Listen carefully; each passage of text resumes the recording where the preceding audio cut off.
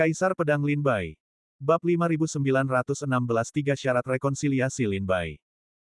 Kaisar Chu tersenyum hangat, nadanya tenang dan lembut, tampak prihatin dengan situasi Sekte Suci Abadi setelah tiba di ibu kota. Patriark Sekte Suci Abadi dalam hati mendesah, tentu saja memahami ketidakpuasan Kaisar Chu. Sebelumnya, keengganan Lin Bai untuk berpartisipasi dalam perburuan telah disambut dengan kata-kata tidak hormat dan tekanan terus-menerus dari putra suci Sekte Suci Abadi, bahkan memaksa Kaisar Chu untuk bertaruh dengan putra suci sebelum Lin Bai akhirnya bergabung dalam perburuan. Karena itu, Kaisar Chu tidak puas, dan wajar jika ia menggunakan kesempatan ini untuk memberi Sekte Suci Abadi teguran keras. Kaisar Chu tampak tidak mengatakan apapun, namun seolah-olah ia telah mengatakan semuanya. Kata-kata ini sangat bermanfaat bagi Pangeran Ketiga dan Pangeran Chen, sungguh layak menjadi Kaisar Chu yang tak tertandingi yang telah memerintah kerajaan Chu selama 10.000 tahun, ia bukanlah penguasa biasa. Terima kasih atas perhatian Anda, Kaisar Chu. Meskipun kata-kata Kaisar Chu menyiratkan peringatan, Sekte Suci Abadi hanya bisa menelan amarah mereka. Setelah menyampaikan rasa terima kasihnya, Patriark Sekte Suci Abadi melanjutkan, Yang Mulia, perburuan di lapangan perburuan surga selatan dimaksudkan sebagai kompetisi seni bela diri. Jika putra suci kami kalah, kami tidak punya alasan untuk mengeluh. Namun, lanjutnya, putra suci Sekte Air Surgawi, Markis Serigala Lin Bai, agresif dan tanpa ampun, serangannya bertujuan untuk membunuh. Ini, mungkin bertentangan dengan keramahan kerajaan Chu. Semua orang kemudian mengerti bahwa Patriark Sekte Suci Abadi bermaksud memohon agar nyawa putra sucinya diselamatkan. Berharap Kaisar Chu akan campur tangan dan meminta Lin Bai untuk mengampuni nyawanya. Namun, Sekte Suci Abadi adalah sekte terkemuka di wilayah selatan, memohon belas kasihan dengan cara yang begitu tunduk akan merendahkan martabat mereka. Oleh karena itu, Patriark memilih untuk mundur secara strategis, menghindari penyebutan duel hidup dan mati dan hanya menyatakan bahwa Lin Bai seharusnya tidak begitu kejam. Dia bahkan sampai mengatakan, kami adalah tamu di kerajaan Chu seharusnya tidak memperlakukan kami seperti ini. Banyak pendekar bela diri yang hadir tertawa kecil, terutama mereka dari sekte-sekte wilayah selatan, yang sangat gembira. Jarang sekali melihat Sekte Suci Abadi begitu patuh, di wilayah selatan, mereka praktis mengabaikan semua sekte lain kecuali yang paling kuat. Kaisar Chu sedikit mengerutkan kening. Tempat perburuan surga selatan adalah untuk berburu, bukan untuk duel bela diri. Tapi, bukankah kau yang mengusulkan duel hidup dan mati ini? Karena itu, dan putra suci telah setuju untuk menghadapi takdir mereka sendiri, maka aku tidak akan ikut campur, bukan? Kaisar Chu menghindari pertanyaan itu, tampak tidak ingin terlibat. Hal ini membuat wajah Patriark Sekte Suci Abadi menjadi gelap, dan dia menjadi cemas. Putra suci Sekte Suci Abadi telah menggunakan kekuatan kelahiran kembali lebih dari 10 kali, bahkan dengan kekuatan mendalamnya, dia tidak dapat menahan kelahiran kembali yang terus-menerus. Para pendekar bela diri alam iblis tidak mengetahui rahasia, kitab suci, Sekte Suci Abadi, tetapi Patriark Sekte Suci Abadi sangat mengetahuinya. Teknik-teknik rahasia dalam kitab suci, meskipun memungkinkan para pendekar bela diri untuk beregenerasi dari setetes darah, mengonsumsi sejumlah besar energi vital setiap kali terlahir kembali, dan setiap kelahiran kembali datang dengan harga yang mahal. Bahkan putra suci Sekte Suci Abadi, meskipun berstatus bangsawan, hanya memiliki batasan 17 atau 18 kelahiran kembali. Melebihi batasan ini sekali saja akan menguras energi vitalnya dan merusak jiwanya, membuatnya benar-benar tidak dapat diselamatkan. Patriark Sekte Suci Abadi menyipitkan matanya, kilatan dingin di dalamnya, hampir tidak mampu menahan keinginan untuk memarahi putra mahkota kerajaan api abadi. Jika bukan karena bajingan tak berotak itu, putra mahkota kerajaan api abadi, yang bersikeras untuk duel hidup atau mati, bagaimana mungkin keadaan bisa meningkat hingga situasi yang tak terkendali ini? Patriark Sekte Suci Abadi menghela napas, Yang Mulia, mohon berbelas kasih. Sekte Suci Abadi bersedia menawarkan beberapa harta untuk mengganti kerugian putra suci Lin Bai. Kaisar Chu mengangkat alisnya dan tersenyum, baiklah, karena Sekte Suci Abadi telah berbicara, saya akan meminta Lin Bai untuk Anda. Lihat apakah dia bersedia mengalah. Setelah Kaisar Chu selesai berbicara, sebuah pesan telepati disuntikkan ke dalam susunan sihir dan terbang ke telinga Lin Bai. Pada saat ini, Lin Bai membawa pedang iblis dan penggaris pengukur, menunggangi pedang terbangnya untuk mengejar putra suci Sekte Suci Abadi.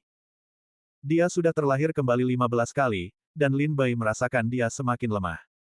Hampir berakhir, dia akan segera mati. Lin Bai mencibir dalam hati, dengan kecepatan ini, dia hanya akan mampu terlahir kembali 3 atau 4 kali lagi sebelum tidak bisa lagi.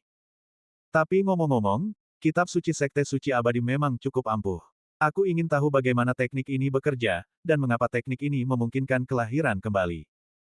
Lin Bai sangat penasaran dengan kitab suci Sekte Suci Abadi. Segera, dia mengangkat pedangnya dan membelah putra suci Sekte Suci Abadi yang melarikan diri menjadi 2. Sesaat kemudian, putra suci Sekte Suci Abadi terlahir kembali untuk ke-16 kalinya. Wajahnya pucat pasi, dan matanya menunjukkan teror dan ketakutan yang tak tersian-sian. Pada saat itu, suara Kaisar Chu terdengar di telinga Lin Bai. Lin Bai, Patriark Sekte Suci Abadi telah datang untuk bernegosiasi, menawarkan hadiah dan permintaan maaf yang besar sebagai imbalan atas pembebasan putra suci Sekte Suci Abadi. Bagaimana menurutmu? Lin Bai terkejut, secara naluriah mengangkat kepalanya pada sudut 45 derajat untuk melirik ke langit. Melalui penghalang cahaya, mata mereka bertemu. Seketika, banyak pendekar bela diri di Istana Langit Berbulu melihat wajah muram Lin Bai dan bibirnya sedikit bergerak, seolah-olah dia sedang mengatakan sesuatu. Namun, karena penghalang susunan sihir, para pendekar bela diri di Istana Langit Berbulu hanya dapat melihat Lin Bai menggerakkan bibirnya, tetapi tidak dapat mendengar suaranya. Hadiah bagus macam apa yang mereka tawarkan? Itu tergantung pada apa yang kau inginkan. Jawab Kaisar Chu sambil tersenyum. Di dalam padang perburuan surga selatan, Lin Bai sekali lagi membunuh putra suci Sekte Suci Abadi dengan satu tebasan pedang. Setelah berpikir sejenak, dia berkata, 3 permintaan. Jika Sekte Suci Abadi dapat memenuhi salah satunya, aku akan mengampuni putra suci Sekte Suci Abadi. Pertama, aku menginginkan metode kultivasi, telapak iblis pemetik bintang. Kedua, aku ingin melihat dojo warisan Sekte Suci Abadi, metode rahasia yang memungkinkan mereka untuk terlahir kembali. Ketiga, 1 juta giok abadi. Jika mereka dapat memenuhi salah satu permintaan ini, aku akan mengampuni putra suci Sekte Suci Abadi. Mendengar permintaan Lin Bai, Kaisar Chu mengangkat alisnya, berpikir dalam hati, anak ini benar-benar memiliki nafsu yang besar terhadap uang. Setelah menerima permintaan Lin Bai, Kaisar Chu berkata kepada Patriark Sekte Suci Abadi, Lin Bai telah mengajukan 3 permintaan. Jika Anda dapat memenuhi salah satunya, dia akan membebaskan putra suci Sekte Anda. Mata Patriark berbinar. Yang mulia, tolong beritahu saya, apa saja permintaan Tuan Serigala? Kaisar Chu dengan tenang menyatakan 3 permintaan Lin Bai di tempat. Ketiga tuntutan ini segera menimbulkan kehebohan di Istana Surga Berbulu. Patriark dan beberapa tetua Sekte Suci Abadi memasang wajah muram, alis mereka berkerut penuh niat membunuh. Tuntutan yang keterlaluan. Lin Bai benar-benar berani meminta harga seperti itu. Petik 2. Tuntutan pertamanya adalah metode kultivasi, Daofa, telapak iblis pemetik bintang. Tuntutan keduanya adalah untuk melihat garis keturunan Sekte Suci Abadi, dan tuntutan ketiganya adalah 1 juta giok abadi. Sialan. Dia benar-benar berani mengatakan itu. Banyak pendekar bela diri di Istana Surga Berbulu tersentak, sekaligus menyimpan rasa senang melihat anggota Sekte Suci Abadi. Bahkan Pan Qing, Patriark Sekte Tiansui yang sedang minum, melebarkan matanya karena terkejut mendengar kata-kata dari Kaisar Chu. Apakah ini permintaan dari bocah Lin Bai itu, atau dari Kaisar Chu? Pan Qing berpikir getir, bahkan curiga itu adalah permintaan Kaisar Chu.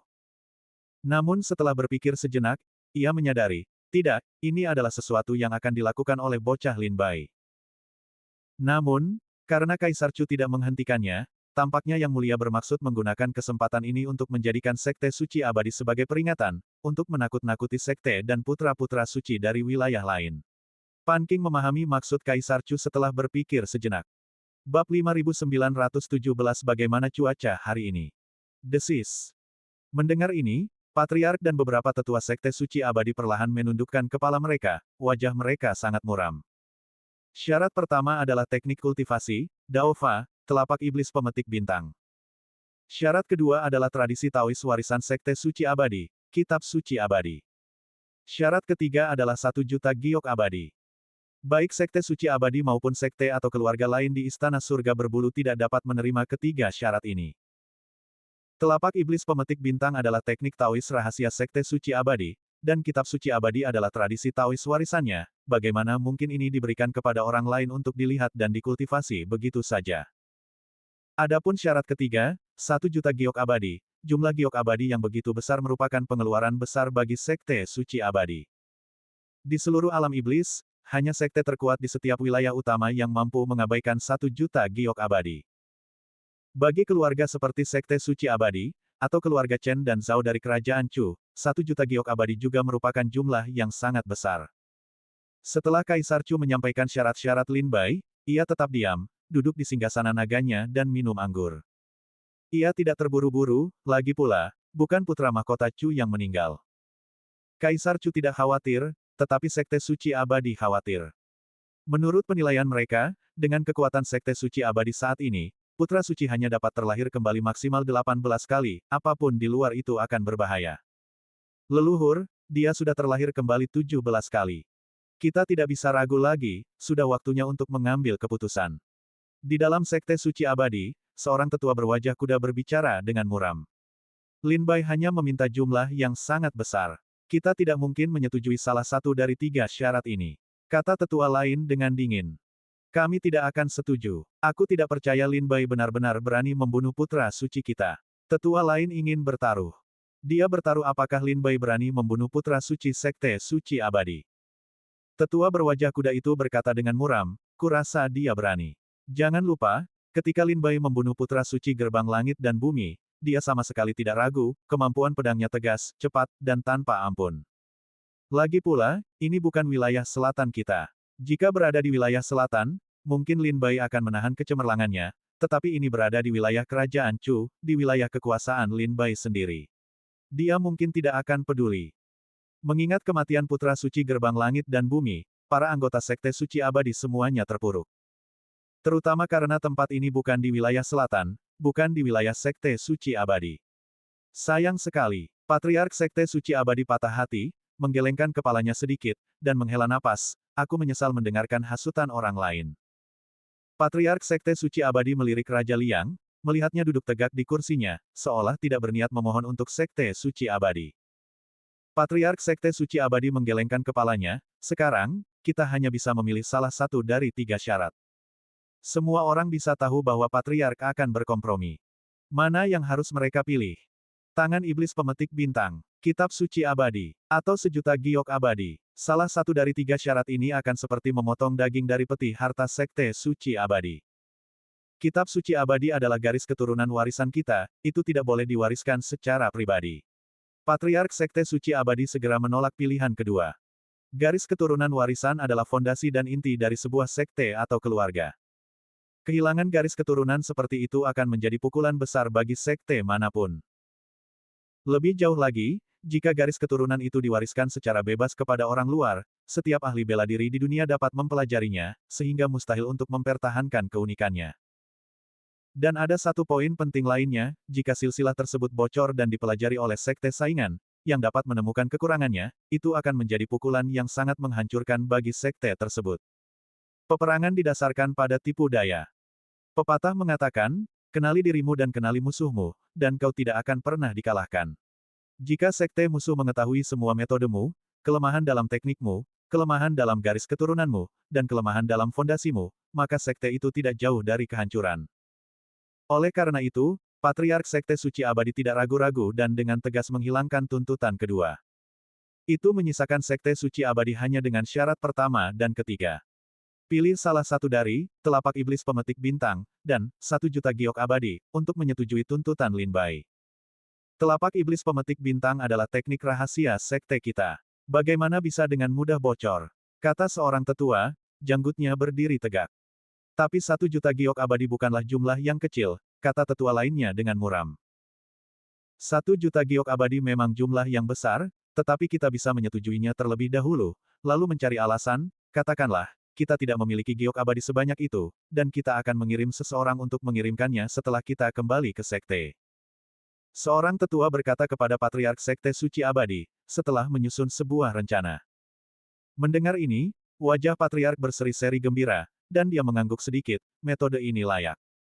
Dia setuju terlebih dahulu, lalu beralasan bahwa dia tidak memiliki banyak giok abadi.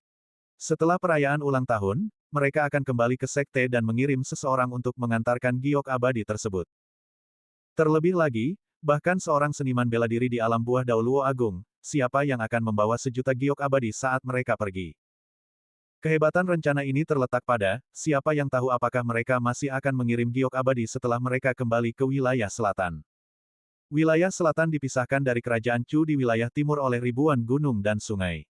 Bahkan jika kerajaan Chu dan Sekte Tianshui mengirim seniman bela diri untuk meminta giok abadi, begitu mereka tiba di wilayah selatan, itu akan menjadi wilayah Sekte Suci Abadi, dan mereka tentu akan memiliki cara untuk mengingkari janji tentang giok abadi tersebut. Karena semua orang tidak keberatan, mari kita selesaikan seperti ini. Putra Suci tidak bisa bertahan lebih lama lagi. Para anggota Sekte Suci Abadi menoleh ke layar cahaya, di mana Lin Bai masih mengejar Putra Suci Sekte Suci Abadi. Patriark Sekte Suci Abadi membungkuk kepada Kaisar Chu dan berkata, "Yang mulia, kami bersedia menawarkan 1 juta giok abadi untuk mengganti kerugian Tuan Markis Serigala." Langkah yang bijaksana, Kaisar Chu mengangguk setuju, lalu merentangkan tangannya, "Berikan padaku." Patriark Sekte Suci Abadi ragu sejenak, "Yang mulia, kami pergi terburu-buru dan tidak membawa 1 juta giok abadi. Bisakah kami menunggu sampai setelah perayaan ulang tahun, kembali ke sekte kami, dan kemudian mengirim seseorang untuk mengantarkan giok abadi?" Mencoba mengingkari hutang, Kaisar Chu, dengan pikirannya yang tajam, langsung mengetahui pikiran Patriark Sekte Suci Abadi. Segera, Kaisar Chu berkata, "Tunggu sebentar, saya akan bertanya kepada Lin Bai, dan melihat apakah dia setuju." Kaisar Chu berpura-pura minum secangkir anggur, menjaga ketenangannya.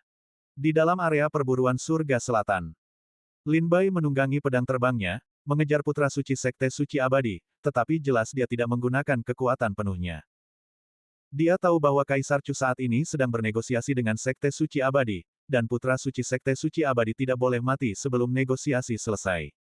Pada saat ini, suara Kaisar Chu terdengar di telinga Lin Bai. "Lin Bai, bagaimana cuaca di area perburuan surga selatan hari ini?" Hah! Lin Bai mengerutkan kening dalam-dalam mendengar ini, bingung. Dia mendongak ke langit, matahari tinggi, matahari bersinar terang, dan langit cerah. Namun, cuaca yang bisa dilihatnya juga terlihat oleh Kaisar Chu yang duduk di istana surga berbulu. Mengapa Kaisar Chu menanyakan ini? Sangat bingung, Lin Bai, karena Kaisar Chu telah bertanya, tetap menjawab, cuacanya sempurna, dan anginnya lembut. Bab 5918 sudah diputuskan. Cuacanya sempurna, angin sepoi-sepoi. Jawab Lin Bai sebelum melanjutkan pengejarannya terhadap Putra Suci Abadi. Sejujurnya, Lin Bai masih tidak mengerti mengapa Kaisar Chu mengajukan pertanyaan seperti itu. Para prajurit di Istana Langit Berbulu, mendengar pertanyaan Kaisar Chu tentang pendapat Lin Bai, semuanya menoleh ke arah layar cahaya. Mereka melihat Lin Bai, dalam pengejarannya terhadap Putra Suci Abadi, berhenti sejenak. Momen singkat ini, meskipun singkat, diketahui oleh semua orang sebagai pesan telepati Kaisar Chu yang sampai ke telinga Lin Bai. Kemudian mereka melihat Lin Bai mengerutkan alisnya dalam-dalam, wajahnya menunjukkan kebingungan dan keheranan, jelas agak tidak puas. Bibir Lin Bai bergerak sedikit, seolah-olah dia mengucapkan sesuatu, sebelum melanjutkan pengejarannya terhadap Putra Suci Abadi. Dilihat dari ekspresi Lin Bai, dia tampaknya tidak puas. Omong kosong, jika mereka telah mencapai kesepakatan, Lin Bai tidak akan mengejar Putra Suci Sekte Suci Abadi. Sepertinya Lin Bai tidak dapat menerima syarat ini. Meskipun para pendekar di dalam istana surga berbulu tidak tahu apa jawaban Lin Bai, tindakannya, mengerutkan kening, menatap langit, ekspresi bingung, bibirnya sedikit bergerak, dan kemudian melanjutkan pengejaran. Semuanya menunjukkan bahwa Lin Bai belum menerima tawaran Sekte Suci Abadi. Singkatnya, negosiasi gagal, dan pengejaran berlanjut.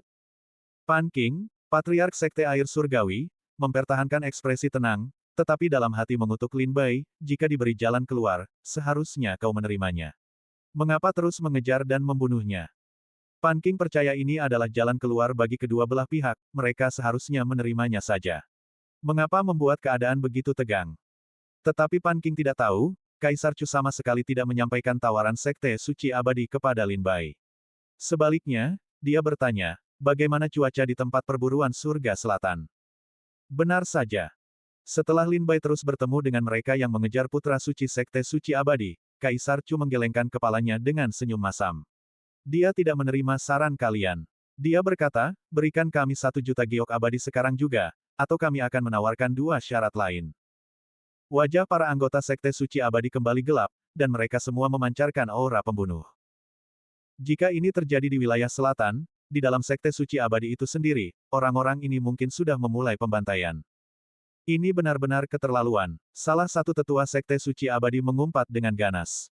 Sialan, beberapa tetua lainnya juga bergumam mengumpat. Lin Bai telah memperlambat pengejarannya terhadap Putra Suci, jelas menunggu kita untuk membuat pilihan.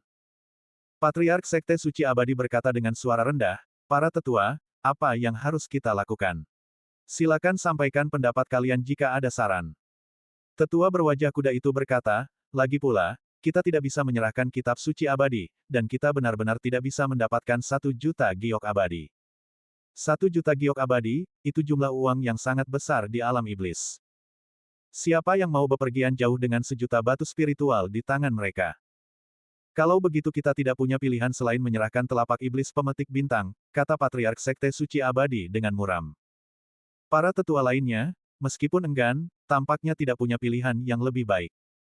Mereka ragu-ragu beberapa kali, tetapi akhirnya tetap diam. Tetua berwajah kuda berkata, karena itu, mohon ambil keputusan, Patriark. Kami akan meminta maaf kepada sekte setelah kembali. Tetua lainnya berkata, kita bisa memberikan telapak iblis pemetik bintang kepadanya, tetapi dia harus bersumpah demi iblis batinnya bahwa dia tidak akan mengajarkannya kepada siapapun, bahkan kepada pasangannya, anak-anaknya, atau murid-muridnya. Setelah mempertimbangkan pendapat mereka, Patriark Sekte Suci Abadi berkata, Yang Mulia, kami bersedia menawarkan telapak iblis pemetik bintang sebagai kompensasi kepada Tuan Serigala. Petik 2. Tetapi Tuan Serigala harus bersumpah demi iblis batinnya bahwa dia tidak akan mengajarkan telapak iblis pemetik bintang kepada siapapun, bahkan kepada pasangannya, anak-anaknya, atau murid-muridnya. Gambar. Setelah mendengar ini, Kaisar Chu mengangguk. Tunggu aku. Biarkan aku bertanya pada Lin Bai dan melihat apakah dia bersedia menerimanya. Patriark Sekte Suci Abadi mengangguk dan menoleh ke layar cahaya. Kaisar Chu menyampaikan kompromi yang dibuat oleh Sekte Suci Abadi kepada Lin Bai. Lin Bai, mereka bersedia memberimu teknik kultivasi telapak iblis pemetik bintang. Bagaimana menurutmu? Kali ini, Kaisar Chu benar-benar memberitahu Lin Bai niat Sekte Suci Abadi. Setelah mendengar ini, Lin Bai langsung berseri-seri gembira, senyum muncul di wajahnya. Dan bagaimana menurut Yang Mulia? Bocah nakal ini, Kaisar Chu terkekeh dalam hati dan mengirimkan suaranya, itu saja. Dari 3 syarat yang kau tawarkan, mereka hanya bisa menyetujui yang ini. Kau menginginkan kitab suci keabadian. Sama sekali tidak. Itu adalah garis keturunan yang diwarisi dari Sekte Suci Keabadian. Jangan pernah menyebutkan membunuh putra suci Sekte Suci Keabadian, bahkan jika kau menghancurkan Sekte Suci Keabadian, kau mungkin tetap tidak akan mendapatkan kitab suci keabadian. Kata-kata Kaisar Chu sangat masuk akal. Sebuah sekte atau keluarga menghargai garis keturunannya lebih dari nyawa mereka sendiri. Bahkan jika sekte tersebut musnah, mereka tidak akan pernah menyerahkan garis keturunan mereka. Ambil contoh Istana Iblis 9 Neter. Sekarang setelah Istana Iblis 9 Neter hancur, para pendekar di wilayah timur belum menemukan garis keturunannya. Bahkan jika itu berarti kematian, mereka tidak akan menyerahkan garis keturunan mereka kepada musuh, sehingga memperkuat kekuatan musuh. Terlebih lagi, mereka masih berpegang pada harapan untuk bangkit kembali, dan kenyataannya, mereka benar-benar berhasil. Sekarang, sisa-sisa Istana Iblis 9 Neter menimbulkan masalah di wilayah timur. Fakta bahwa mereka dapat membina begitu banyak tokoh dan jenius yang kuat tidak terlepas dari dukungan garis keturunan Istana Iblis 9 Neter. 1 juta giok abadi, meskipun itu tidak banyak bagi Sekte Suci Abadi. Tetapi beberapa orang ini tidak dapat menghasilkan 1 juta giok abadi. Jadi sudah bagus bahwa mereka bersedia menawarkan telapak iblis pemetik bintang, jadi mari kita setuju. Kaisar Chu secara singkat menganalisis situasi untuk Lin Bai, yang sangat setuju dan mengangguk, saya akan mengikuti pengaturan Yang Mulia. Cek-cek, ekspresi Kaisar Chu rumit, matanya anehnya tertuju pada Lin Bai. Bocah nakal ini, kenapa dia mendengarkan semua yang kukatakan? Bukankah ini idemu? Sepertinya aku memaksamu melakukannya. Jadi kau sudah mendapatkan semua keuntungannya, dan sekarang aku harus membersihkan kekacauanmu. Kaisar Chu merasa seperti telah ditipu oleh Lin Bai. Lin Bai setuju. Kaisar Chu menenangkan diri dan berkata kepada Patriark Sekte Suci Abadi. Patriark dan beberapa tetua bergegas menoleh ke layar cahaya. Benar saja, Lin Bai telah berhenti. Lin Bai berdiri di atas pedang terbangnya, mengamati arah pelarian putra suci Sekte Suci Abadi, tetapi tidak melanjutkan pengejarannya. Dia tidak akan bertindak sampai dia melihat kelinci itu. Sebelum setuju, pedang terbang itu telah mengejar putra suci Sekte Suci Abadi dengan kecepatan 108.000 li dalam sekejap. Setelah setuju, dia segera berhenti. Meskipun Patriark Sekte Suci Abadi tidak senang, dia tetap tenang. Jurus telapak iblis pemetik bintang akan diberikan kepada Tuan Serigala setelah ia kembali dari perburuannya dan mengucapkan sumpah kepada iblis batinnya. Kaisar Chu menambahkan, itu harus asli. Jangan mengubah kitab suci atau metode kultivasinya. Patriark Sekte Suci Abadi memahami kekhawatiran Kaisar Chu, takut Sekte Suci Abadi akan mengubah kitab suci jurus telapak iblis pemetik bintang, sehingga Lin Bai tidak mungkin berkultivasi, atau dengan mudah menyebabkannya mengalami penyimpangan kultivasi. Dengan Yang Mulia sebagai saksi, di hadapan para pendekar alam iblis ini, Sekte Suci Abadi pasti tidak akan memberikan metode kultivasi palsu, apalagi mengubahnya. Patriark Sekte Suci Abadi merasa getir, tetapi di bawah tatapan Kaisar Chu yang tegas, ia hanya bisa menjamin bahwa metode kultivasi yang diberikan kepada Lin Bai adalah asli. Bab 5919 Senjata Ilahi Luo Agung Tingkat Atas. Perisai Petir Naga Emas. Di bawah langit biru, Lin Bai berdiri di udara di atas pedang terbangnya, dengan tenang menatap putra suci dari Sekte Suci Abadi yang melarikan diri. Kesepakatan telah tercapai, dan Lin Bai tidak melanjutkan pengejarannya. Melihat putra suci menghilang ke dalam pegunungan dan lautan luas di depan, Lin Bai berbalik dan menuju puncak awan. Menurut penilaianku, paling banyak 2 atau 3 kali lagi, dan dia pasti akan mati. Kitab suci rahasia Sekte Suci Abadi memang luar biasa, benar-benar tak terduga, tetapi bukan tidak mungkin, untuk mencapai keabadian. Dalam perjalanan kembali, Lin Bai mengingat kembali adegan pertempurannya dengan putra suci dari Sekte Suci Abadi. Dia telah membunuh pria ini 18 kali, dan dia telah terlahir kembali 18 kali. Ini adalah batasnya. Lin Bai merasakan bahwa dengan setiap kelahiran kembali, aura putra suci melemah, semakin banyak kelahiran kembali berturut-turut, semakin lemah auranya. Menurut penilaian Lin Bai, dia dapat terlahir kembali maksimal 20 atau 21 kali, setelah itu, dia akan kehilangan kekuatan kelahiran kembali dan benar-benar mati. Meskipun begitu, teknik ini sudah luar biasa. Dalam pertempuran, mampu terlahir kembali 10 atau 20 kali tentu akan memberikan keuntungan yang signifikan. Untungnya, Lin Bai tidak bodoh. Setelah pembunuhan pertamanya terhadap putra suci Sekte Abadi, dia melancarkan serangkaian serangan, secara bertahap menekannya. Putra suci itu bahkan tidak menggunakan harta karun lain untuk melawan Lin Bai, bahkan ketika dia mengeluarkan pedang tulang 9 bagian, pedang itu tidak sepenuhnya melepaskan kekuatannya. Pedang tulang 9 bagian, pikiran Lin Bai berputar. Dia ingat bahwa putra suci Sekte Abadi sibuk melarikan diri, dan sepertinya dia tidak punya waktu untuk mengambil senjata ilahi Tai ini. Tampaknya, ketika Lin Bai membunuhnya untuk yang ke-12 atau ke-13 kalinya, Lin Bai menancapkan pedang tulang 9 bagian ke dalam hutan. Sejak saat itu, putra suci Sekte Abadi kehilangan kendali atas pedang tulang 9 bagian dan tidak pernah menggunakannya lagi. Mengingat pedang tulang 9 bagian, Lin Bai menggunakan indera ilahinya untuk mencari dengan saksama dalam perjalanan pulang. Benar saja, reruntuhan gunung yang runtuh muncul di tanah tidak jauh dari situ. Gunung itu tampaknya telah hancur oleh kekuatan yang tidak dikenal, hancur berkeping-keping menjadi bebatuan yang menumpuk di tanah. Lin Bai menemukan pedang tulang 9 bagian yang utuh di antara bebatuan itu dan segera memasukkannya ke dalam tas penyimpanannya. Tindakannya menyimpan pedang tulang 9 bagian itu pasti disaksikan oleh para pendekar di Istana Surga Berbulu. Namun, apakah dia mengembalikan pedang tulang 9 bagian itu ke Sekte Suci Abadi atau menyimpannya untuk dirinya sendiri? Senjata ilahi Tai ini harus dibawa pergi dari tempat perburuan Surga Selatan. Karena itu, Lin Bai menyimpan pedang tulang 9 bagian itu. Jika Sekte Suci Abadi dengan mudah memberiku teknik telapak iblis pemetik bintang setelah perburuan, maka aku akan mengembalikan pedang tulang 9 bagian itu kepada mereka. Jika mereka tidak senang, maka benda ini. Bibir Lin Bai melengkung, matanya berbinar licik. Setelah tersenyum misterius, dia dengan cepat menuju puncak awan. Di puncak awan, Meng Qinxian bertarung dengan putra mahkota kerajaan abadi api. Lu Qingjun bertarung dengan putra suci Sekte Yin Yang. Nisang bertarung sengit dengan putra suci Gua 10.000 mayat iblis. Yi Heze bertarung sengit dengan putra mahkota kerajaan domain hitam. Pertempuran antara Lin Bai dan putra suci Sekte Suci Abadi adalah yang paling intens.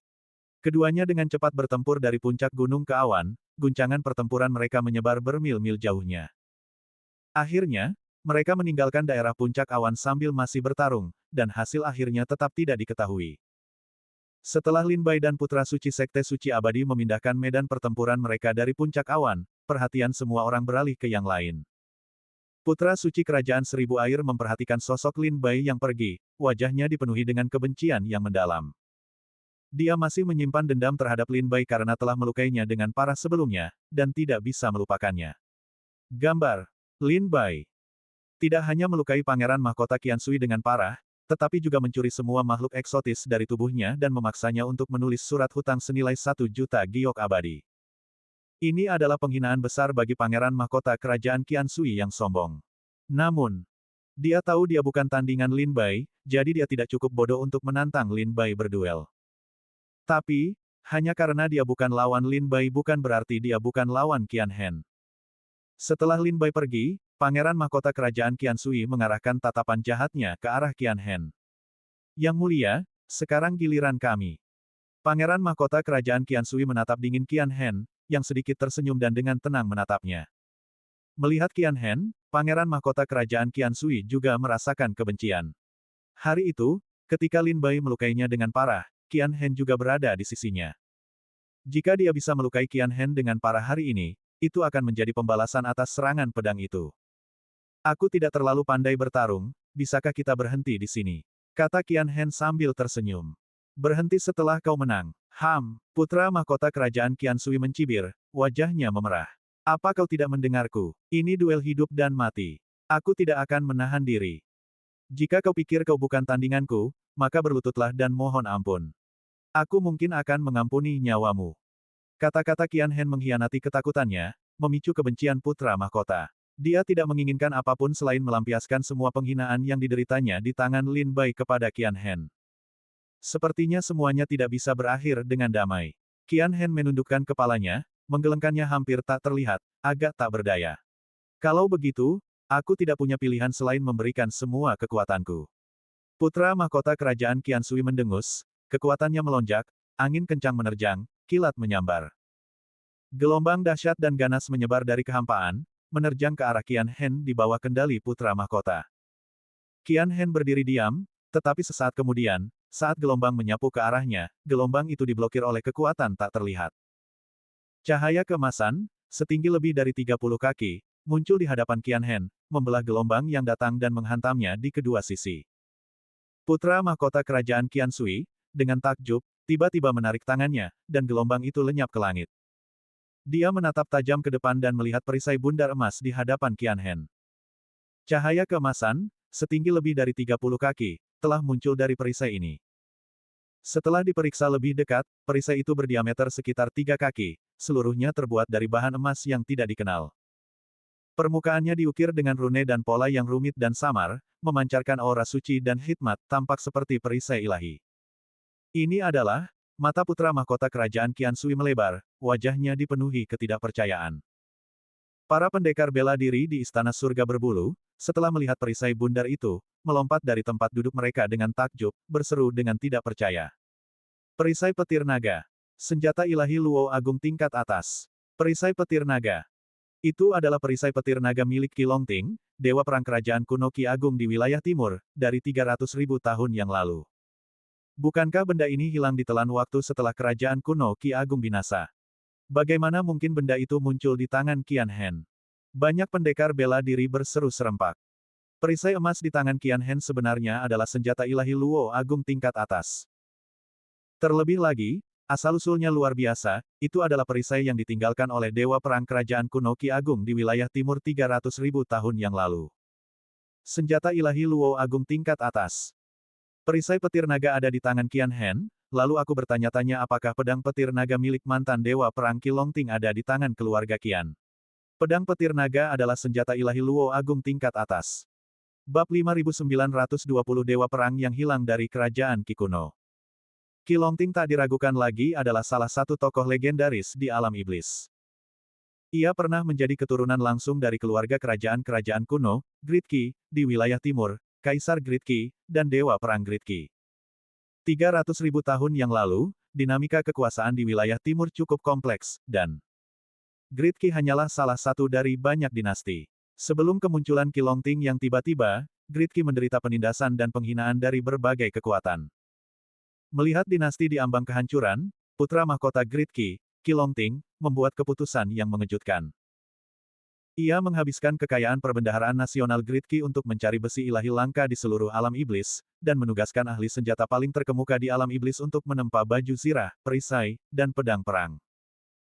Ketiganya menjadi tiga harta karun besar Great Qi, yang kemudian dikenal oleh para prajurit wilayah timur sebagai perisai petir naga, pedang petir naga, dan baju zirah petir naga. Setelah ketiga harta karun ini ditempa, Qilongting mengorbankan darahnya kepada anggota keluarga kerajaan yang merupakan pendekar buah Dao Taiyi dan pendekar buah Dao Daluo. Ketiga harta karun tertinggi ini secara paksa ditingkatkan ke tingkat senjata ilahi Luo Agung, tingkat atas, hanya selangkah lagi dari menjadi senjata ilahi primordial. Kemudian, ketika kerajaan kuno Qi Agung dikelilingi musuh dari segala sisi, Qilongting, mengenakan baju besi emas, perisai di tangan kirinya dan pedang di tangan kanannya, muncul di medan perang. Dengan ketiga harta karun tertinggi ini, ia, di alam buah Dao Luo Agung, menyapu wilayah timur, membantai para pendekarnya. Konon, pada saat itu, Qilongting, dengan ketiga senjata ilahi Luo Agung tingkat atas ini dan kultivasi buah Dao Luo Agung puncaknya, telah membunuh seorang ahli buah Dao primordial puncak. Dan, bukan hanya satu. Dengan memegang ketiga harta karun tertinggi ini, Qilongting memimpin kerajaan kuno Qi Agung keluar dari rawa-rawanya, memberinya kedamaian selama 10.000 tahun. Selama puluhan ribu tahun setelahnya, kerajaan-kerajaan kuno di sekitarnya takut akan harta karun yang ditinggalkan oleh Qilongting dan tidak berani maju dengan mudah. Hingga, munculnya kerajaan Chu. Setelah kemunculannya, kerajaan Chu menggunakan rencana licik untuk menyebabkan keturunan kerajaan kuno Qi Agung hancur berantakan, memperebutkan harta karun tertinggi. Memanfaatkan kesempatan ini, kerajaan Chu memusnahkan kerajaan Qi kuno dalam satu serangan. Adapun pedang petir naga, perisai petir naga, dan baju zirah petir naga yang ditinggalkan oleh Qilongting, semuanya lenyap tanpa jejak selama pertempuran kacau itu. Sekarang, lebih dari 300.000 tahun kemudian, tanpa diduga, perisai petir naga, yang telah lama menghilang, muncul di tangan Qian Hen, putra suci keluarga Qian. Pedang petir naga, perisai petir naga, dan baju zirah petir naga, semuanya adalah senjata ilahi Luo Agung tingkat atas. Ada perbedaan signifikan antara senjata ilahi Luo Agung dan senjata ilahi Luo Agung tingkat atas.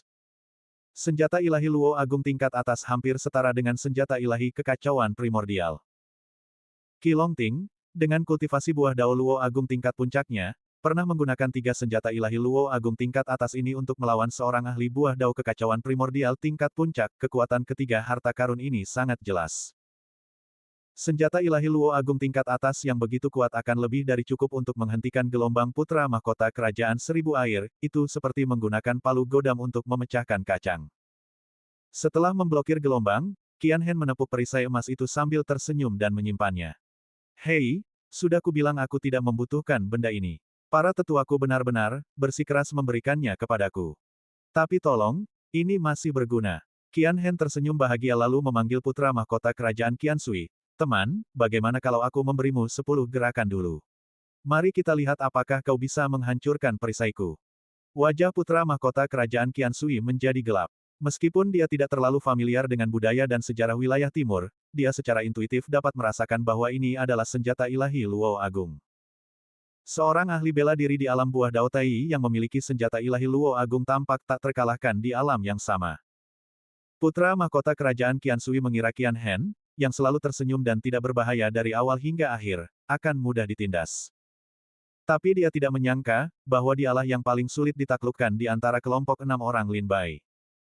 Satu gerakan santai darinya adalah pertahanan senjata ilahi Luo Agung tingkat atas. Putra mahkota kerajaan Qian Sui merasa ingin mati. Hehe, Chen Yule tak kuasa menahan tawa ketika melihat putra mahkota kerajaan Qian Sui tampak dipermalukan. Dia sepertinya mengira kakak Qian mudah dihadapi. Gambar. Haha, Yi Song tak kuasa menahan tawa. Tempat paling menakutkan di seluruh wilayah timur alam iblis bukanlah istana kerajaan Chu, melainkan perbendaharaan keluarga Qian. Karena kau tak akan pernah tahu, berapa banyak harta karun yang bisa ditemukan di perbendaharaan keluarga Qian. Huang Qingyun, dengan tenang dan anggun, menutup mulutnya dan tertawa.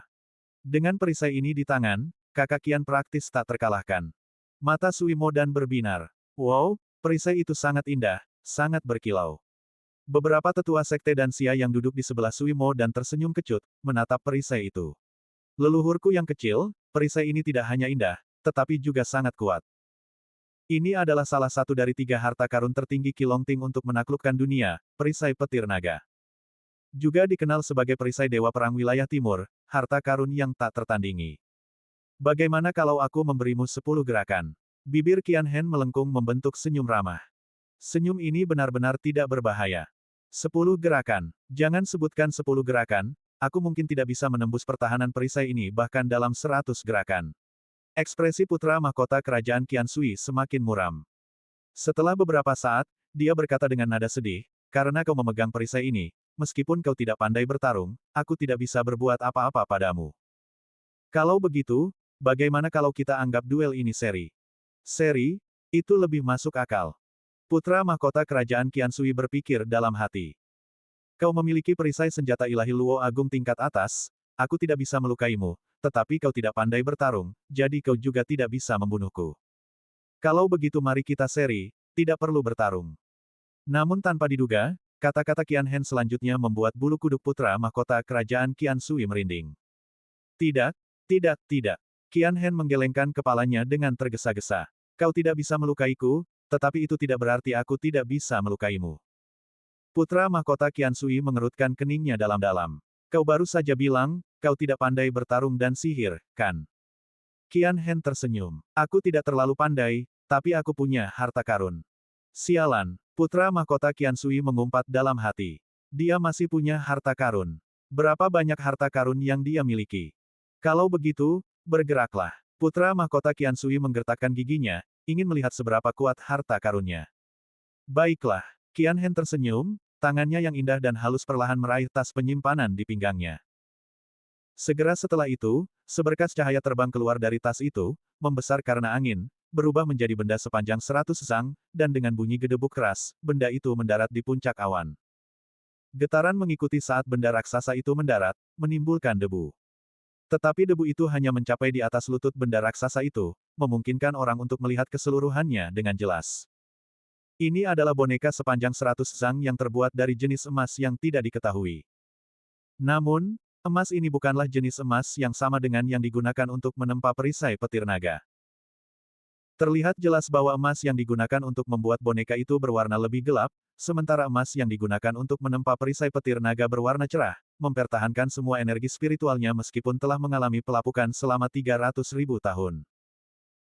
Boneka emas itu berbentuk manusia, setinggi 100 kaki, memegang perisai emas di tangan kirinya dan pedang emas di tangan kanannya, mengenakan baju zirah emas, menyerupai seorang jenderal emas yang telah bertempur di medan perang. Penampilannya, tampaknya dimodelkan berdasarkan Qilongting. Wajahnya, yang ditempa dari emas, tampak tanpa kehidupan, terlihat dingin dan kejam.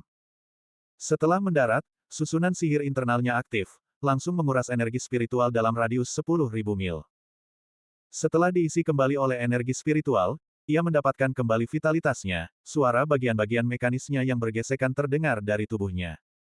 Aura dari alam buah Luo Dao Agung, seperti dewa yang turun ke bumi, tiba-tiba menekan tanah perburuan surga selatan. Ayo, kata Qian Hen sambil tersenyum.